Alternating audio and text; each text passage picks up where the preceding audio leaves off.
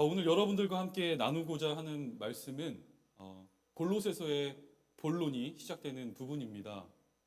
성도가 그리스도 예수 안에 거할 때 맺게 되는 아름다운 세 가지의 신앙의 열매에 관하여 이제 소개를 하고 있는데, 먼저 본문을 본격적으로 살펴보기에 앞서서 그 앞서 기록된 1장 1절과 2절을 보시면, 이제 바울이 골로새 교회 성도들을 향하여 첫인사를 보낼 때 자신과 함께 복음의 짐을 짊어진 동역하는 디모데를 가리켜 형제라고 말하고 있습니다. 그리고 또한 수신자를 밝히며 한 번도 만나본 적이 없는, 일면식이 없는 골로새 교회 성도들을 향하여 역시나 동일한 표현이에요. 형제들이라는 호칭을 사용하고 있어요. 여기서 이 형제, 아델포스라는 단어는요, 한 식구 또는 한 가정의 구성원을 뜻하는 의미로서 한 지붕 아래 거하며 한 음식을 먹고 한 이불을 덮고 살아가며 기쁨과 감사의 순간만이 아니라 좌절과 아픔과 어려움의 순간까지도 함께 통과해낸 아주 끈적끈적한 이렇게 친밀한 사이를 나타낼 때 쓰이는 표현입니다. 자, 그렇다면 어떻게 바울은 단 한 번도 본 적이 없는 그 골로새 교회 성도들을 향하여 형제다 이렇게 표현할 수 있었을까요? 사랑하는 여러분, 그것이 저와 여러분들의 관계입니다. 먼저 좁게는 우리 디렉션 교회 안에서 한 말씀 먹고 한 음식을 나눠 먹으며 이렇게 한 이불을 덮고 살아가는 여러분들의 하나됨이 형제, 아델포스라는 네 글자에 놓여져 있습니다. 분명 우리가 더 깊은 관계, 더 친밀한 관계로 나아가기 위해서 시간을 함께 보내는 것 너무 중요합니다. 그러나 우리가 주 안에서, 복음 안에서 하나로 만나 이렇게 형제를 이룬다는 것은요, 교회의 머리 대신 예수 그리스도께서 십자가에서 이루신 그 생명을 우리가 함께 먹고 마시며 공유하기 때문에, 비록 서로 다른 환경에 놓여 살아왔음에도 불구하고, 심지어 밴쿠버와 캘거리라는 이렇게 먼 거리와 공간에 제약이 있음에도 불구하고 주신 복음 안에서 저와 여러분들은 한 형제요, 한 가족으로 살아가고 있다, 이렇게 말할 수 있을 것입니다. 사랑하는 여러분, 그런 맥락에서 이제 오늘 본문 말씀을 보시면, 이제 바울은 3절로 넘어가며 이제 본격적으로 편지를 쓰기 시작하는데, 우리 3절 말씀만 보여주시겠어요? 제가 읽겠습니다. 우리가 너희를 위하여 기도할 때마다 하나님 곧 우리 주 예수 그리스도의 아버지께 감사하노라. 이제 말씀을 보시면요, 감옥에 갇힌 사도가 골로새 교회 성도들을 향하여 무엇인가 하나의 행동을 하고 있어요. 여러분, 무엇을 하고 있습니까? 네, 저 혼자 할까요? 네, 우리 사도가, 감옥에 갇힌 사도가 골로새 교회 성도들을 향하여 기도하고 있습니다. 골로새 도시는요, AD 60년경에 일어난 큰 지진으로 인하여 도시 전체가 붕괴됐고, 또 그곳에 살아가고 있는 사람들의 삶이요, 생활터전이 다 무너졌어요. 바울이 골로새 교회를 향해 이 편지를 쓸 때가 AD 60년경이라고 추정하니까, 그러니까 저희가 당시 그곳에 살아가고 있는 성도들의 삶의 형편을 이렇게 짐작해 볼 수 있겠죠. 그뿐만이 아닙니다. 탄생한 지 얼마 안 된 이 신생아와 같은 교회에 거짓 이단들이 들어와서요, 잘못된 가르침을 막 전하기 시작했어요. 생활적인 면에서 보았을 때 경제적 삶이 다 무너졌고요. 그리고 영적인 모습만 들여다보아도 크고 작은 신앙의 어려움들이 발생하기 시작했다는 것입니다. 자, 이러한 상황 속에서 에바브라라는 사람이 바울에게 찾아와 골로새 교회가 직면하고 있는 현실과 신앙의 문제를 이렇게 전한 거예요. 그때 감옥에 갇힌 사도가 그 먼 곳에 떨어져 있는 복음 안에서 만난 그 형제들을 향하여 지금 무엇을 하고 있다고요? 자신이 알고 있는 최고의 일, 자신이 행할 수 있는 가장 영광스럽고 위대한 일, 기도의 자리에 나아가 그 형제들을 가슴에 품고 기도하고 있다는 것입니다. 사실 어떤 면에서 보았을 때 책망하는 것이 먼저였겠다 싶어요. 그렇잖아요. 바른 복음에서 이렇게 멀어져 잘못된 길로 행하고 있는 골로새 교회 성도들을 보았을 때 사도로서 충분히 책망할 수 있겠다 싶습니다. 또 어떤 면에서 보았을 때요, 섭섭함과 아쉬운 마음을 가지고 이렇게 막 실망감을 막 보이는 행동 충분히 할 수 있겠다 싶어요. 그러나 사도는 믿음을 가지고 자신이 알고 있는 가장 확실한 자리, 능력의 자리, 하나님께서 일하시는 기도의 자리에 나아가 그 골로새 성도들의 영혼을 가슴에 품고 기도할 때에 그 감옥에 갇힌 사도의 심령 속에 걱정과 염려보다는 차고 넘치는 감사의 기쁨을 하나님께서 허락하여 주고 계시다는 것입니다. 그런데 우리가 이 3절에서 조금 주목하고자 하는 표현이 있어요. 제가 이렇게 노란색으로 하이라이트 해냈잖아요. 두 군데 표현이 있는데 어떤 표현이죠? 기도할 때마다 아버지께 감사하노라. 맞아요. 현재 바울이 이 말씀을 기록할 때에 사실은 과거형으로 해야 이게 조금 더 익숙하고 자연스러운데 한글 성경에는 잘 드러나지 않지만 헬라어 성경을 이렇게 원문으로 보시면 현재형 시제를 사용하고 있습니다. 헬라어 문법에서 현재형 시제를 사용한다는 것은 무엇인가 계속해서 진행되는 상태 또는 반복되는 행동을 드러내고 의미하고자 할 때 현재형 시제를 사용한다는 거예요. 즉 바울이 골로새 성도들을 가슴에 품으며 그 감옥에 갇혀 기도하고 또 기도할 때에 그냥 하나의 이벤트로서 그냥 날 하나 탁 잡아놓고 몰아서 기도했던 것이 아니라 끊임없이 수시로 무시로 하나님 앞에 나아가 그 주 안에 한 형제 되게 하신 골로새 교회 성도들을 향하여 기도하고 있었다는 것입니다. 그가 기도할 때에 감사의 마음을 품게 되었고 감사하기 때문에 지치지 않고 끝까지 기도할 수 있었다는 거예요. 그렇다면 바울의 심령 속에 차고 넘쳤던 감사의 제목들이란 무엇인지 계속해서 이어지는 4절과 5절 보십시오. 제가 읽겠습니다.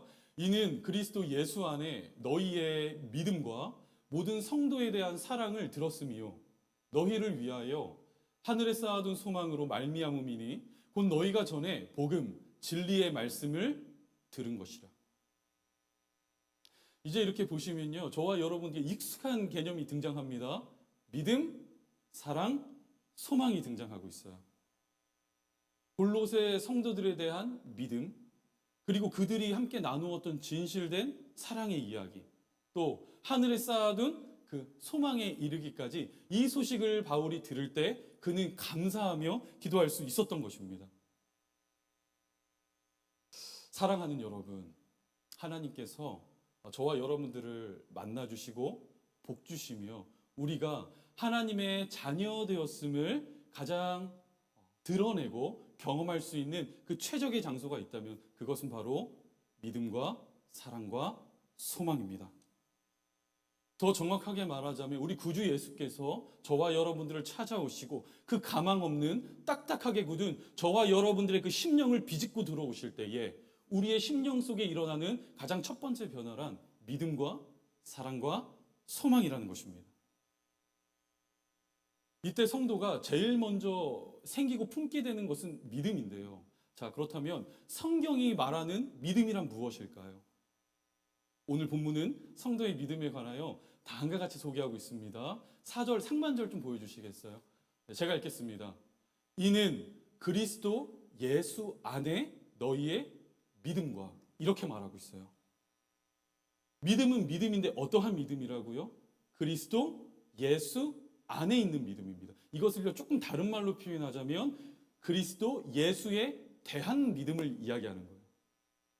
예수님의 성품과 그분의 인격과 예수 그리스도께서 저와 여러분들을 위해 하신 일, 그 일에 대한 믿음을 말하는 것입니다. 오늘날 이 시대 많은 성도들에게 믿음이 무엇입니까? 라고 제가 질문했을 때 이렇게 답을 잘 못하시는 모습을 제가 바라보곤 해요. 사실 교회에서 우리가 가장 많이 사용하는 단어 중에 믿음이 그중 하나가 아닙니까? 은혜, 사랑, 자비 여러 단어들이 있지만요. 믿음을 우리는 가장 많이 사용하곤 해요. 그런데 내가 믿는 믿음이란 무엇인지, 내가 믿는 믿음의 대상이란 무엇인지 잘 알지 못하며 그저 막연하고 희미한 믿음, 그거 하나 붙들고 이 땅을 살아가다가 죽으면 나는 천국에 이를 수 있을 것이라는 희미한 믿음을 살아가는 것이 오늘날 현대 그리스도인들의 문제와 한계라고 말할 수 있어요. 그런데 오늘 본문은 성도의 믿음을 어떻게 설명하고 있다고요?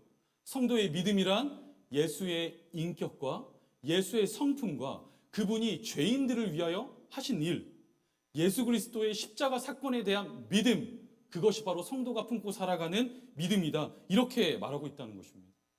이 믿음이 있는 자 멸망하지 않고 영생을 주시겠다는 것이 하늘 아버지께서 독생자 아들 예수 그리스도를 통하여 저와 여러분들에게 주신 약속이라는 거예요. 요한복음 3장입니다. 16절 제가 읽을게요. 하나님이 세상을 이처럼 사랑하사 독생자 아들 예수님 주셨으니 이는 그를 믿는 자마다 멸망치 않고 영생을 얻게 하려 하심이라. 실수하지 않으시고 변개하지 않으시며 우리의 그 어리석음, 연약함, 허물까지도 모두 들어서 사용하신 하나님께서 지난날 저와 여러분들의 삶에 어떻게 인도하셨는지, 어떻게 역사하신지를 확인하는 그 자리로부터 더듬어 우리 구주의 인격과 그분의 성품과 그 예수께서 하신 일을 바라보며 아버지께서 주신 영생의 약속을 우리가 힘껏 붙드는 것입니다. 그것이 바로 성도에게 있어서 믿음인 거예요. 저의 그 신앙생활을 이렇게 들여다보면요, 항상 좌절했고 저의 고개를 떨구게 만들었던 지점이 바로 이 지점이에요. 저는 청년 시절에 우리 하나님 만났습니다. 그러니까 아마 여러분들보다도 더 늦게 만났다고 말할 수도 있을 것 같아요. 제가 25이 되던 해에 참 이렇게 기대하지 않았던 어느 날 밤 우리 살아계신 하나님 인격적으로 만났어요. 온 우주 만물을 창조하신 그 전능자가 나를 위하여 육신을 입고 이 땅에 오셔서 나의 죄를 위하여 대신 죽으셨다는 그 사실이 온 심령으로 막 누려지는데요. 정말 감당할 수 없을 만큼의 감동과 기쁨을 누렸던 순간이었습니다. 그래서 다시는 그 어떤 일이 있어도 우리 하나님, 내가 이렇게 등 돌리지 않겠다. 우리 하나님 실망시켜드리지 않으며 그 어떤 일이 있어도 우리 아버지 붙들고 살아가겠다. 이렇게 결단했던 시간들이었습니다. 청년이었기에 참 다양한 집회와 우리 수련회 참여해서요. 목이 터져라 외쳤어요. 손을 들고요. 목이 터져라 기도했어요. 목이 터져라 나를 살리신 예수 그리스도의 은혜를 막 고백했어요. 그런데 현실로 이렇게 돌아와 저의 삶을 들여다보고 있으면 내가 정말 예수를 만난 사람이 맞나? 정말 내가 믿음을 갖고 살아가는 신앙인이 맞는 것인가? 끊임없이 저의 삶을 뒤돌아보며 고개를 떨구고 또 떨구었습니다. 너무 한심스러운 거예요. 저는 여전히 하나님을 신뢰하지 못하고 저를 향한 그분의 계획을 이렇게 의심하고 있는 모습을 들여다볼 때면 참 한심스럽더라고요. 목회자가 되어서도 마찬가지였어요. 목사 안수 시기나 받으면 뭐 좀 달라질 줄 알았거든요. 제 안에 어떠한 세상을 움직일 더 큰 믿음이 생길 줄 알았는데 그렇지 않더라고요. 감사보다는 불만이 더 많았고 좌절이 많았고 또 기쁨보다는 한숨이 더 많았던 시간들이었습니다. 그러던 날을 보내고 있었어요. 목회자임에도 불구하고 그런 시간을 보내고 있던 중에 제가 하나님께서 주신 한 말씀을 묵상하게 되었는데요. 하나님께서 제게 원하시는 믿음이란 무엇인지, 제게 보시길 원하시는 믿음이란 무엇인지 깨달아지던 그날 밤 저는요 책상에 그 침대에 있는 이불 안으로 들어가 몸을 이렇게 움츠린 채 눈물로 하나님께 회개하고 또 회개했었던 시간이 있었어요. 그때 제게 주셨던 말씀이 로마서 1장 17절이었는데요. 복음에는 하나님의 의가 나타나서 믿음으로 믿음에 이르게 하나니 기록된 바 오직 의인은 믿음으로 말미암아 살리라 함과 같으니라. 너무 유명한 말씀이거든요. 마틴 루터라는 사람을 회심케 만들었던 성경 구절이기도 하고요. 저라는 한 사람을 하나님의 사랑에 인격적으로 다가갈 수 있게끔 접붙임하게 만들었었던 그런 구절이기도 합니다. 그때 결심했어요. 그래 성일아, 믿음으로 살자.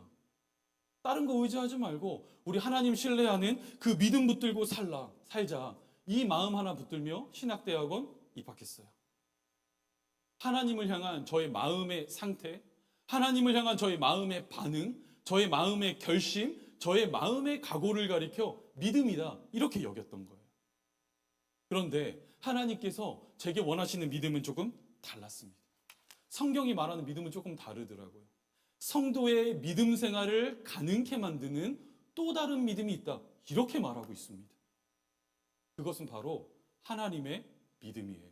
조금 이상하죠? 제가 하나님의 믿음 이렇게 얘기하니까 어떻게 하나님께 믿음을 이야기할 수 있느냐 이렇게 생각할 수가 쉬운데 아니요, 정확합니다. 하나님의 믿음이에요. 로마서 1장 17절 여러분 다 우리 같이 한 번만 읽어볼까요? 시작.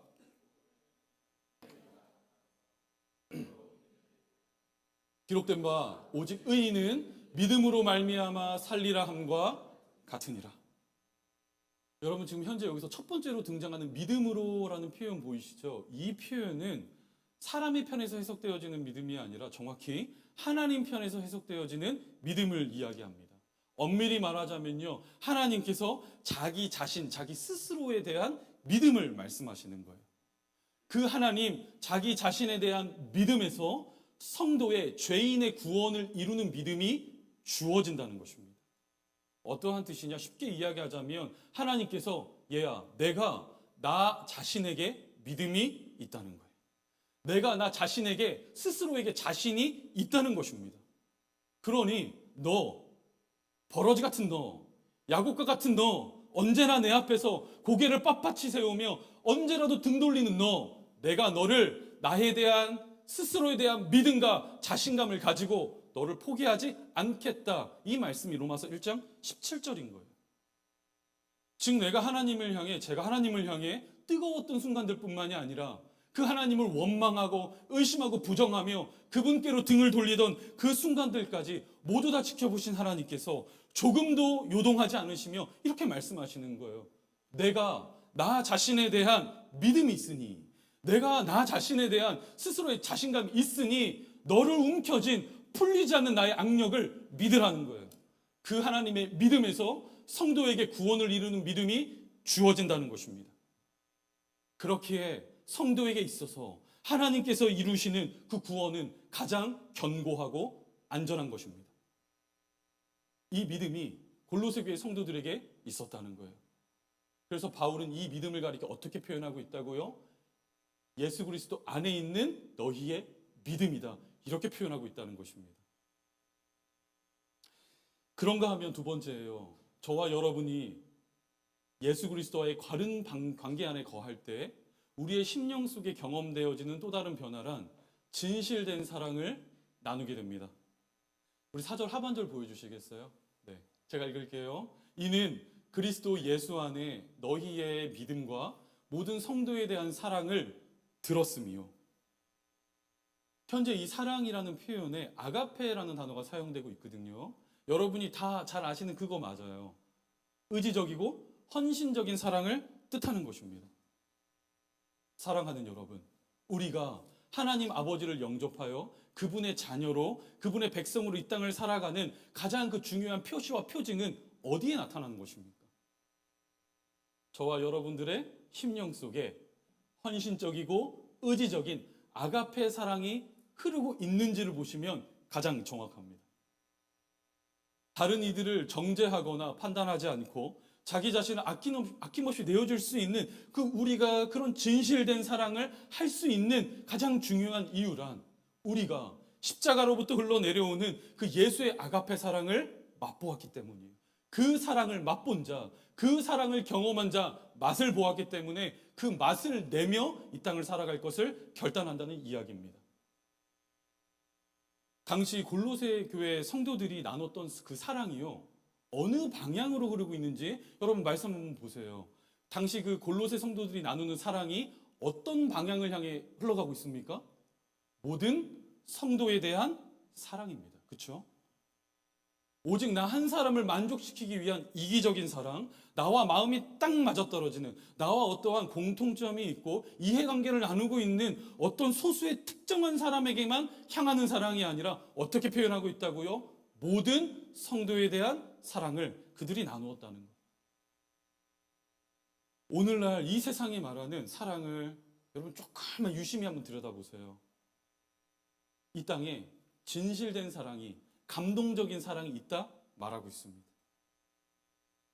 예를 들자면 길거리를 걷다가 듣게 되는 이렇게 가요도 있고요, 팝송도 있겠고요, 하루가 멀다 하고 쏟아져 나오는 도서들도 있겠고요, 영화도 있겠고요. 그 어느 쪽을 뜯어보아도 이 땅엔 진실된 사랑이 있다, 사람은 진실된 사랑을 누리며 살아갈 수 있다라고 이야기합니다.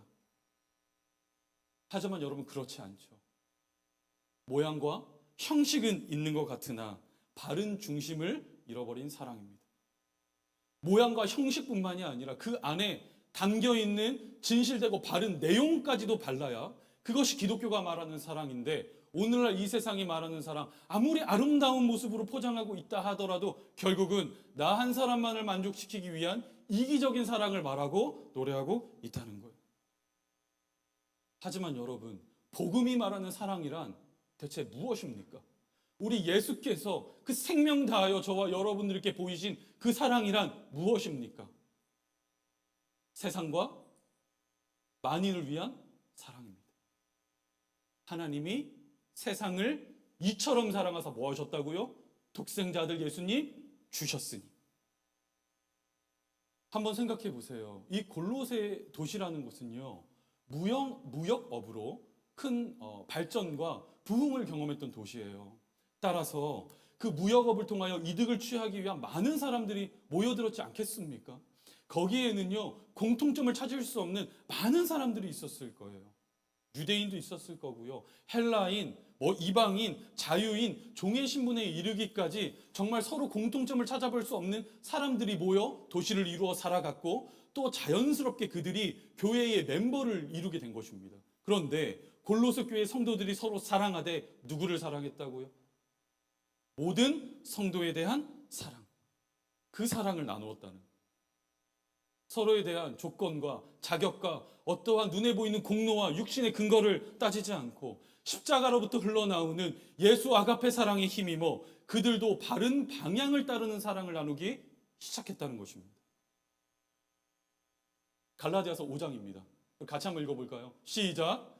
그리스도 예수 안에서는 할례나 무할례나 효력이 없으되 사랑으로서 역사하는 믿음뿐이니라. 아멘. 여러분 잘 보셔야 돼요. 제가요, 저희 캘거리 제자섬는교회 항상 강조하는 거 잘 보셔야 돼요. 할례나 무할례나 그리스도 안에서 효력이 없대요. 저와 여러분들이 이 땅에서 얼마나 많은 것을 누렸느냐, 얼마나 많은 것을 가졌느냐, 그 교육 수준이 얼마나 높고 낮느냐, 눈앞에 보여지는 사람의 자격과 공로와는 상관없이 무엇이 있어야 진짜 믿음이라고요? 사랑으로서 역사하는 믿음, 사랑으로서 수고하는 믿음, 사랑으로서 애쓰는 믿음, 그 믿음이 저와 여러분들의 신앙생활 가운데 묻어나야 그것이 진짜 사랑이라는 거예요. 제 아무리 우리가요, 천사의 방언을 하고 제 아무리 대단한 사랑을 이야기한다 하더라도 사랑으로서 역사하고 수고하는 이 믿음이 우리들의 신앙생활 가운데 묻어나지 않으면요, 그거요, 복음이 말하는 사랑 아니에요. 그거 그냥 휴머니즘에 불과한 것입니다. 그런가 하면 마지막 세 번째예요. 우리가 예수 그리스도 안에 거할 때에 경험하게 되는 가장 마지막 세 번째 변화란 무엇이냐? 하늘에 쌓아둔 소망을 품는 일입니다. 5절이에요. 너희를 위하여 하늘에 쌓아둔 소망으로 말미암음이니 곧 너희가 전에 복음 진리의 말씀을 들은 것이라. 사랑하는 여러분, 성도에게 있어서 소망이란 저와 여러분들이 믿음의 삶을, 신앙생활을 달려갈 때에 지치지 않고 끝까지 달려갈 수 있도록 도와주고 견인하는 힘이 되며, 우리가 누군가를 사랑할 때 포기하지 않고 책임 있는 사랑을 할 수 있게 만드는 원동력이 바로 소망입니다. 이 소망이 있어야 우리의 믿음도 사랑도 가능하다는 이야기인데, 제가 2023년 4월 첫째 주로 교회를 개척했어요. 캘거리에. 저도 김유인 목사님과 마찬가지입니다. 맨 땅에 헤딩이었어요. 네, 한 가정과 청년 4명이랑 같이 이렇게 개척했거든요. 그래서 제가 단독 목회를 시작하기 전까지 제가 주로 담당했던 사역들은 청소년들과 함께하는 일이었습니다. 거의 10년 넘도록 청소년 아이들과 함께 신앙생활을 했었는데, 여러분 제가 그냥 청소년부를 담당했다 이러니까 그런가 보다 이렇게 생각하실 텐데, 여러분 청소년들을 사랑하는 일이 쉬울까요? 아닐까요? 어떻게 웃으시죠? 청소년 키워보셨나요? 여러분 이거 그냥 이렇게 머릿속에 생각하면 그런가 보다 이렇게 하시잖아요. 실제로 필드에서 피부를 맞대며 그들을 사랑하는 일은 거의 불가능에 가깝다고 말씀하시면 돼요. 제가요, 이렇게 교회를 방문해서 우리 교역자들 이렇게 보잖아요. 그러면 저는 특별히 제 눈길이 가는 교역자가 있어요. 가장 수심과 근심에 쌓여 있는 분이 계세요. 그러면 무조건 청소년부 사역자예요. 얼굴이 어두워요. 뭐 예를 한번 들어볼까요? 제가요, 저희 첫째 딸이 지금 사춘기를 통과하고 있어요. 이제 거의 끝자락쯤에 온 것 같아요. 쉽지 않았어요. 여러분 쉽지 않았습니다. 일단은 사춘기가 되면요 많은 변화들이 나타나는데 그 중에 제일 두드러지는 첫 번째 변화는 무엇이냐? 일단 눈빛이 달라져요. 저를 바라보는 눈빛이 굉장히 불량합니다. 이제 많은 의미들을 함축하고 있는 굉장히 이제 불편한 눈빛으로 저를 이렇게 바라보는데 참기 힘들었어요. 뭐 그뿐만이 아니에요. 뭐 질문하잖아요. 대답을 안 해요. 조금 컨디션 좋으면 건성으로 대답하고요. 방에 들어가서 일단 안 나와요. 저도 안 들어가요. 그냥 굳이 그러고 싶진 않아요. 그런데 언제 가장 마음에 이렇게 막 속이 뒤집어지느냐? 저희 와이프는 항상 저에게 그래요. 건들지 마라. 냅둬라. 네가 여자를 당신이 여자를 뭘 아냐? 냅둬라. 그냥 냅두래요. 이게 사내아이면 데리고 가서 궁뎅짝이라도 때릴 텐데 여자아이니까 그냥 지켜볼 수밖에 없는 거예요. 언제 속이 가장 뒤집어지냐면 얘가 오랜만에 방에서 나왔어요. 그런데 갑자기 라면 하나를 다 끓여요. 그리고는 귀에 이어폰을 꽂고 유튜브를 보면 깔깔대면서 라면 한 그릇 비우는 모습을 제가 딱 보면요. 마음에 너무 힘들어요. 그 머리를 뜯고 들어가서 무슨 생각을 하는지 제가 이렇게 보고 싶거든요. 자, 제가 지금 무슨 말씀을 드리느냐. 제 자식임에도 불구하고 그렇다고요. 그런데 하물며 피 한 방울 섞이지 않은 어느 누군가의 자식, 그 청소년을 사랑한다는 일, 여러분 결코 쉬운 일이 아니라는 거예요. 그래서 제가 이렇게 저의 지난 시간들을 돌이켜 봤어요. 반추해 보니까 내가 어떠한 사역들을 했었나, 어떠한 순간들이 있었나. 주마등처럼 머릿속에 스쳐가는데 집 나간 녀석을 이렇게 잡으려고요. 대전 온 시내를 이잡듯이 뒤지고 다녔던 그러한 순간이 생각났어요. 한 여학생이 예배에 왔는데 이렇게 예배를 드리는데 손이 분대를 감고 왔는데 너무 꼬질꼬질한 거예요. 그래서 제가 끝나고 야 우리 이거 분대 좀 갈자. 여기 드레싱 좀 하고 좀 상처 좀 보자. 이렇게 열었는데 손이 찢어졌는데요. 그걸 제때 치료를 안 해가지고 손이 막 다 골문 거예요. 그 부모님이 이렇게 맞벌이 하시고 애를 신경을 못 써주시는 걸 제가 알고 있었거든요. 그 주일 예배 끝나자마자 그 여학생 데리고요. 막 대학병원 응급실로 이렇게 뛰어갔던 기억도 나고. 부모님과 대판 싸우고 학교를 안 가겠다 어떤 남학생이 선언했어요. 2주째 학교를 안 가고 있는 거예요. 부모님이 하다 안 되니까 저에게 데리고 왔어요. 목사님, 그래도 목사님은 얘랑 얘기도 되고 이렇게 좀 소통이 되니까 좀 해보십시오 이러고 놓고 갔어요. 바빠 죽겠는데 그 지체 그 청소년 남자애 하나 데리고 대구 수성못에 있는 이렇게 국밥집 들어가서 같이 국밥 먹고 그 유원지 같이 걸어다니며 커피 한잔하고 이야기 듣고 기도해 주었던 시간들이 생각났어요. 어느덧 수능이 끝났어요. 수능이 끝나고 애들이 찾아왔는데 이것들이 집에 안 가요. 3박 4일이 됐는데 안 가요. 밥도 먹이고 어디도 데려다 놓고 다 했어요. 집에 안 가고 축 치고 앉아있다가 대학 합격자 발표를 같이 봤거든요. 같이 얼싸안고 기뻐하며 감격을 누렸던 순간도 생각나요. 녀석들에게 밥 한번 제대로 사주고 싶은데 뭐 교육자의 삶이 다 그렇지 않겠습니까? 뭐 넉넉함이 있겠습니까? 이거 얼마 안 된 이야기예요. 개척하기 전에 밴쿠버에 있었던 이야기예요. 애들한테 고기 한번 삼겹살 먹이고 싶은데 형편이 역력치가 않은 거예요. 그래서 매일 저녁 8시부터 밤 12시까지 우버 딜리버리 했어요. 그렇게 해서 하루 왼종일 쏘다녀서 이렇게 벌었던 50불, 많으면 6, 70불, 80불 그거 갖고 아이들 집에 불러서 삼겹살 이렇게 먹였던 기억도 생각났어요. 어떻게 내 자식도 아닌 청소년들을 그렇게 사랑할 수 있느냐? 당신 어떻게 그 영혼을 사랑할 수 있느냐라고 만약에 물으신다면 저는 이렇게 답하고 싶어요. 저에게는요. 하늘에 쌓아둔 소망이 있었기 때문이에요. 만약 아이들이 현재 보이는 그 모습만을 보고 사랑하겠다 말하면 절대 사랑할 수가 없어요. 그런데 제가 그 아이들을 그토록 사랑하며 또 사랑하고 품을 수 있었던 결정적인 이유란 예수께서 장래에 앞으로 이루어가시고 빚어가실 그 모습을 확신케 하셨기 때문에 그 하늘에 쌓아둔 소망을 바라보며 사랑했던 것입니다. 여러분들도 마찬가지예요. 그렇잖아요. 현재 이 자리에 이렇게 사랑하는 우리 동역자들 이렇게 모여 있잖아요. 저는 다 알고 있거든요. 안 속아요. 여러분들이 아무리 이렇게 웃고 있어도 저는 알고 있거든요. 이 관계 안에, 이 모임 안에 여러분 다 편하겠습니까?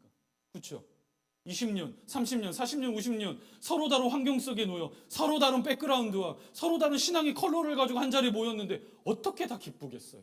근처에만 가면 그 삐죽삐죽 튀어나온 가시로 인하여 상처받고 이렇게 아픔을 주는 지체들 있잖아요. 그렇죠. 있어요. 우리가 사랑하고 싶고 사랑을 노래하나 사랑할 수 없는 지체들이 이 자리 가운데 있다고요. 사랑하는 여러분. 그렇다면 우리는 어떻게 그러한 지체들을 사랑할 수 있는 것입니까?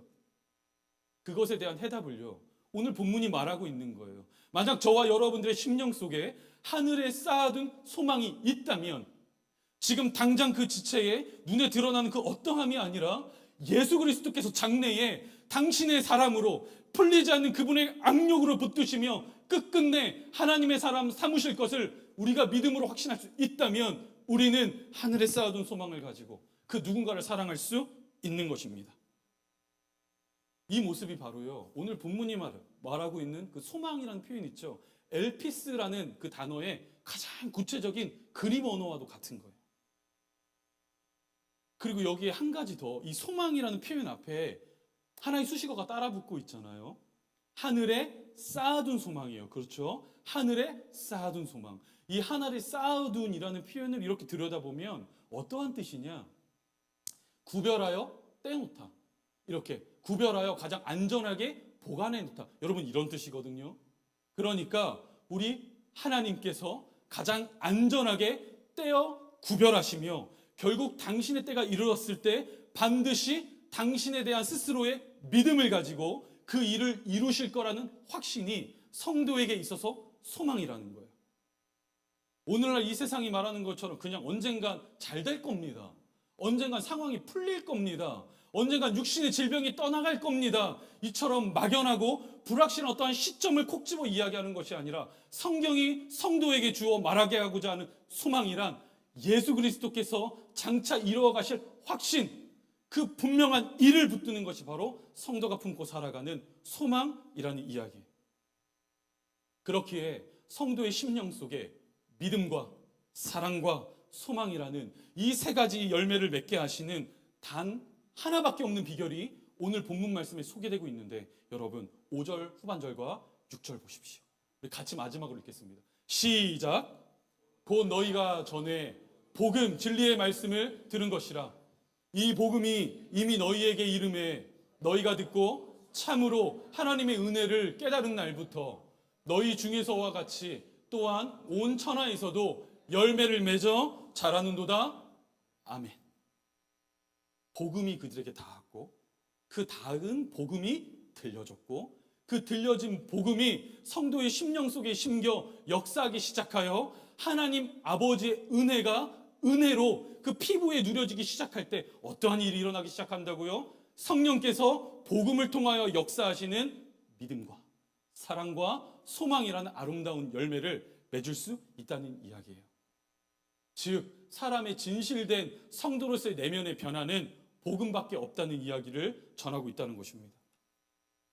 사랑하는 여러분, 말씀을 마무리하도록 하겠습니다. 모든 교회가 그렇듯이 고린도 교회도 온전하지 않았어요.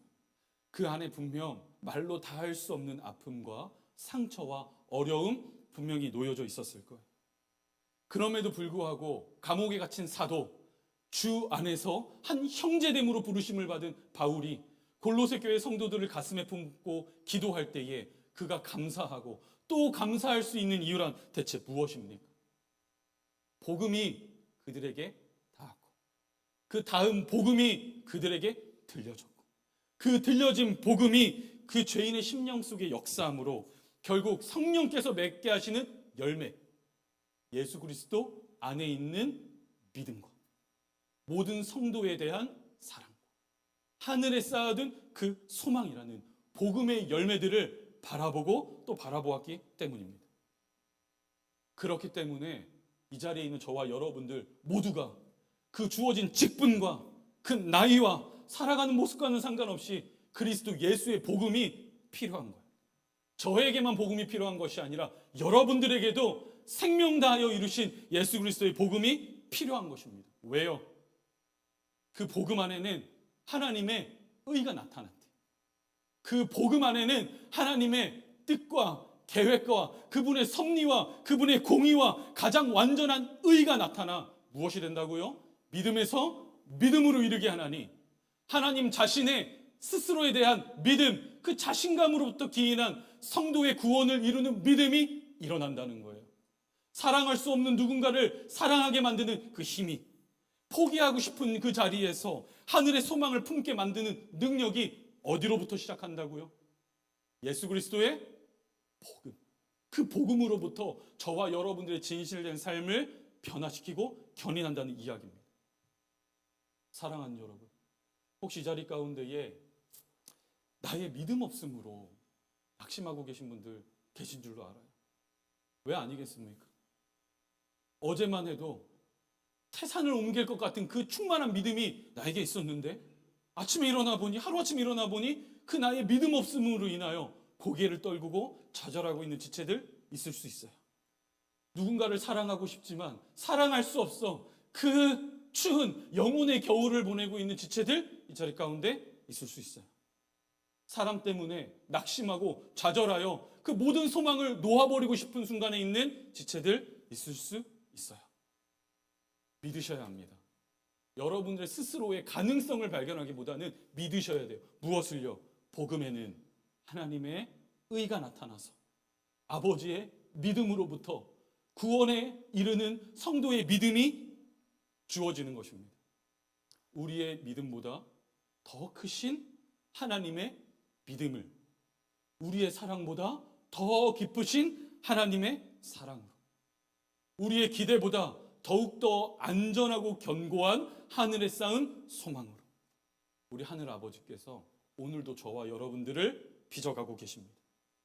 그 풀리지 않는 하나님의 악력을 믿으며 오늘도 주신 복음 안에 믿음과 사랑과 소망이라는 아름다운 열매를 맺으며 살아가는 우리 사랑하는 디렉션 교회 모든 권속들 될 수 있기를 주님의 이름으로 간절히 축복합니다.